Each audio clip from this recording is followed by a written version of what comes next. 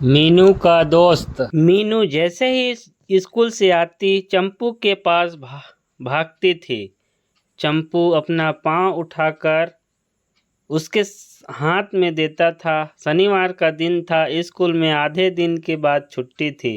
अंतिम पीरियड का टीचर न आने के कारण मीनू जल्दी ही घर लौट आई थी। चंपू को दरवाजे के सामने एक बोरे पर सुलाया गया था। माँ और नानी जी पास ही बैठी थी। मीनू जब निकट आई तो उसने अपना मुंह ऊपर करके देखा ही नहीं।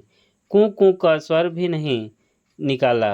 मीनू ने अपनी आंखों के इशारे से ही माँ से पूछा कि चंपू को क्या हुआ है। चंपू मर गया था।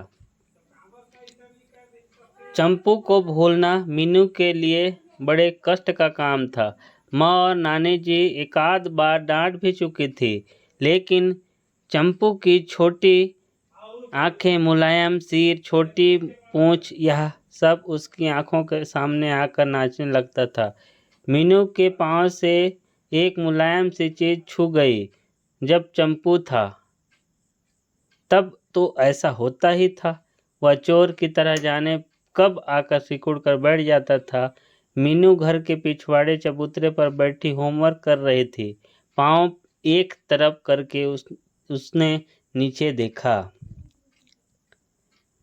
एक कुत्ता बैठा था, एक टट मीनू को ही देख रहा था। चंपू जैसा ही रंग, लेकिन इसके दोनों कानों के पास थोड़ा सा काला रंग था। चंपू जितना बड़ा था उसका कद भी उतना ही लग रहा था। लेकिन यह भला चंपू कैसे बनेगा?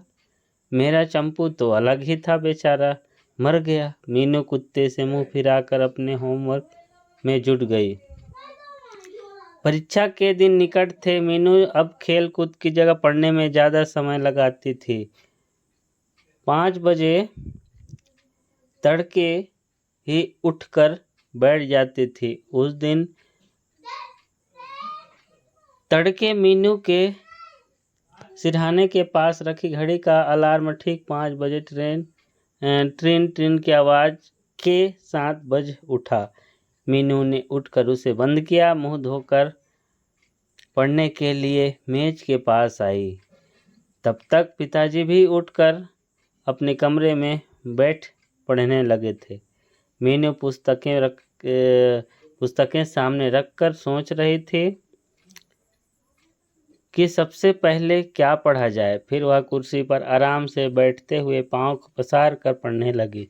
एकाएक पाँव को किसी मुलायम चीज के लगने का अनुभव हुआ। मीनू ने यह सोचकर कि कहीं सांप तो नहीं, डर के मारे झट पाँव हटा लिए। फिर हौले से कुर्सी पर घूमकर उस तरफ हुई और नीचे झुककर देखा।